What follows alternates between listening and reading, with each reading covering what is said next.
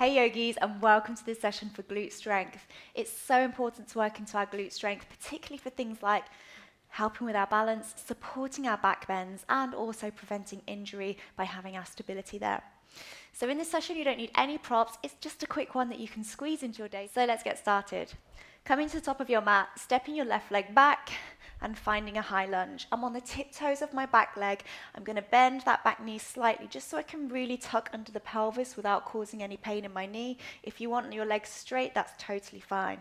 I want you to actively think about switching on your glutes and maybe give them some sensory feedback so they know that they should be working.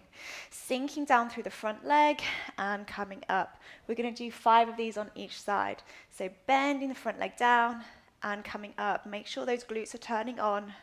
Make sure your pelvis is switching under. 3,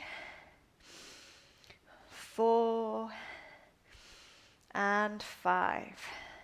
Good. Before we do the other side, we're going to work to our goddess pulses in the middle. So turning on the side view of your mat, bending the knees so the knees track over the ankles. It's tempting to let the feet collapse in and the knees collapse in, so keep your feet grounding down. Optional extra, I want you to lift up the toes and spread the toes wide, but the rest of them are flat to the floor. Interlace the fingers, take a nice deep breath in here.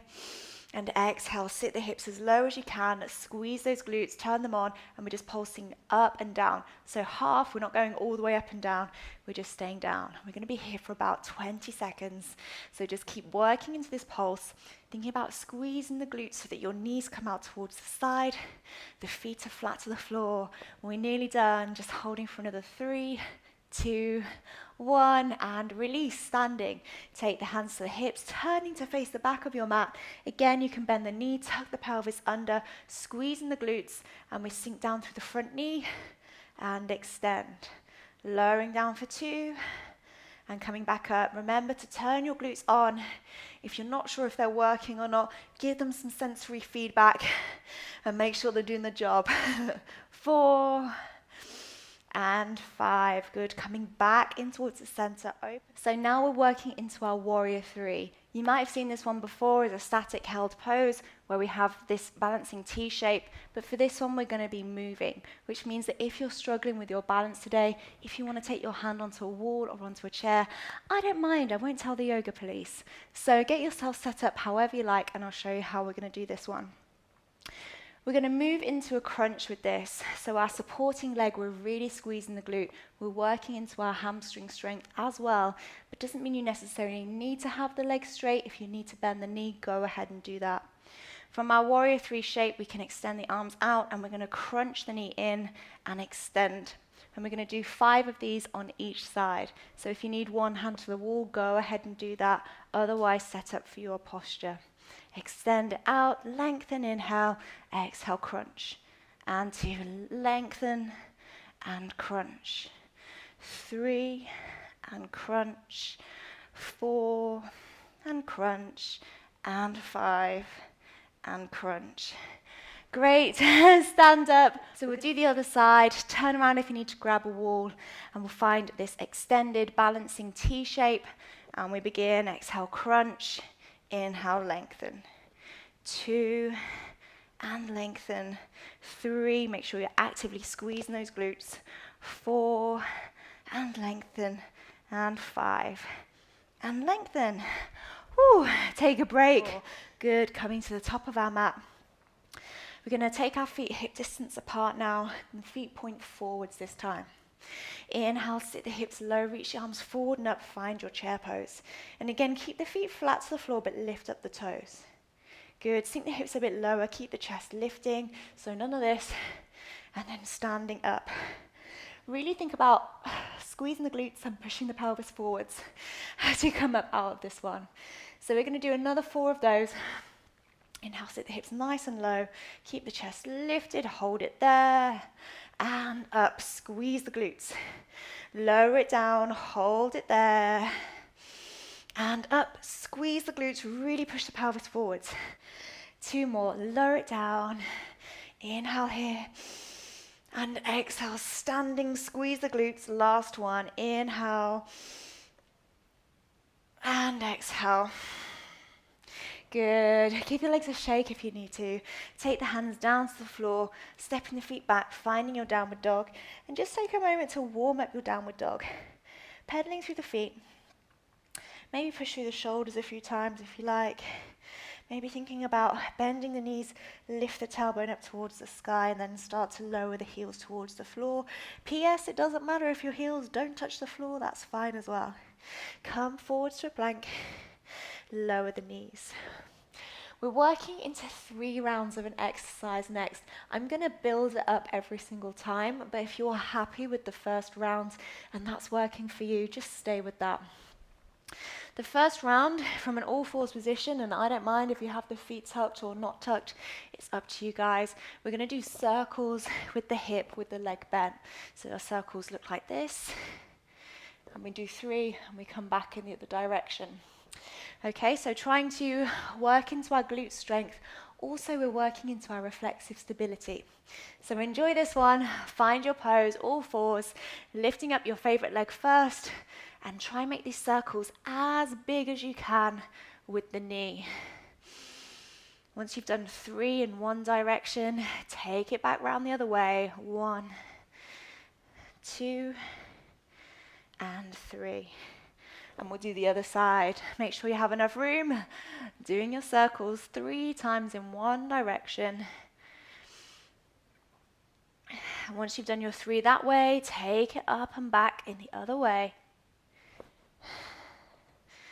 And release. So maybe that was awesome for you and you're like, I'm feeling this one, Katie. If that's you, stay here for round 2.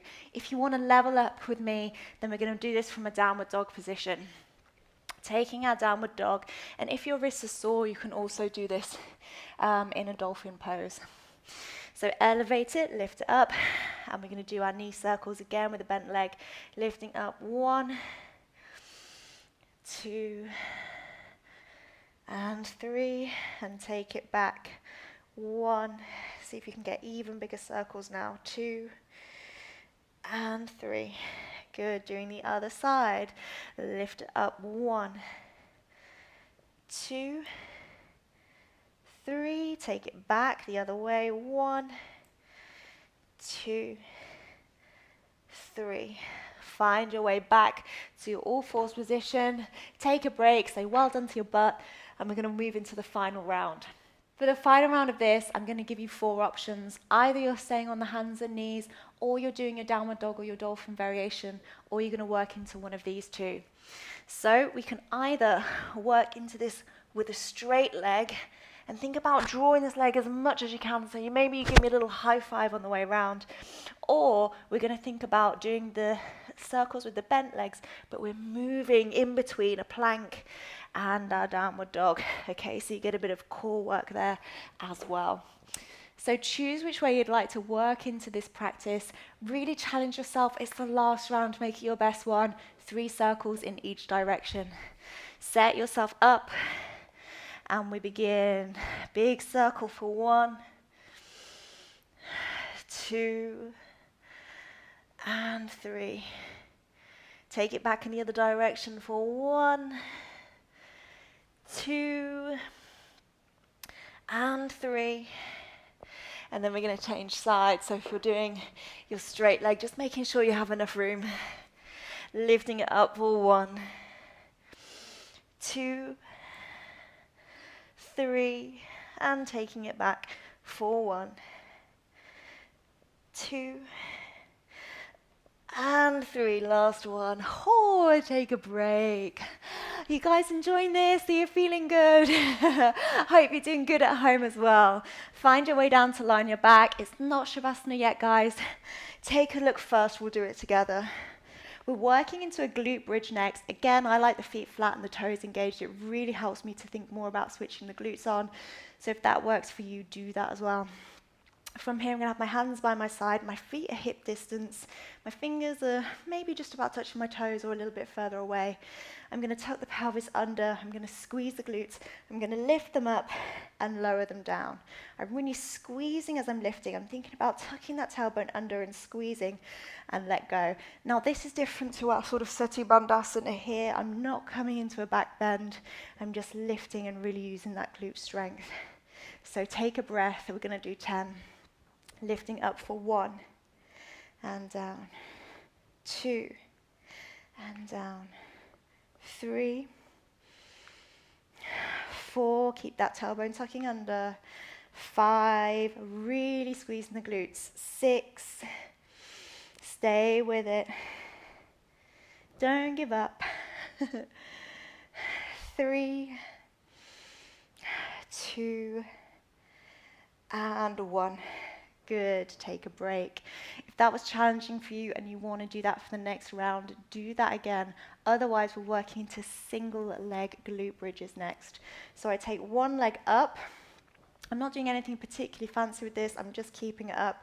You can point your toes because it looks nice, or you can flex them, or you can floin them. I don't mind, just make sure you have some engagement all the way to the end of the leg. We lift up and we come down, and we're going to do 5 on each side. So set yourself up any way you want to work into this one, or you're going to do 10 with both feet to the floor.